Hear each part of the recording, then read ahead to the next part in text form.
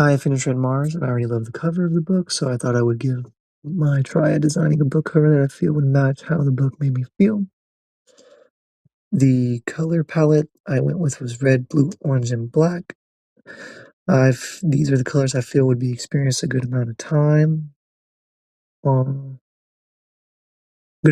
on Mars. Not the blue so much, but they do terraform, so I presume that eventually you would get the blue hue in the sky. I followed this base theme of the book and chose to go with showing a simplified barren Mars look for the cover, not only to match the book's theme, but to go with the feel of the plot of starting bare bones on a new planet.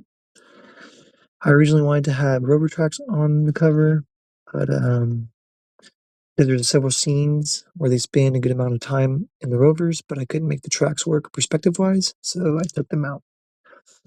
I used triangles to create a silhouette that would be casted from the sun, the mountains in the back, which represent one of the mountains they have a viewing party on. I used circles for our sun. The orange and salmon colors used help color match with the red of Mars. I used a simple black line for the horizon to provide a contrast from the sky to the ground. I also used another square that is layered on top of the cover to provide a more blended experience to the cover as a whole.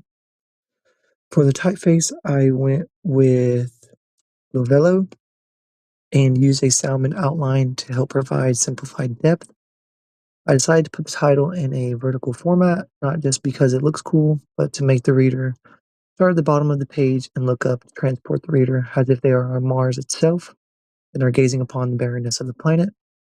I put the author's name on the bottom to help create movement back down, and I made it slightly transparent as not to pull the reader's attention away from the entirety of the cover.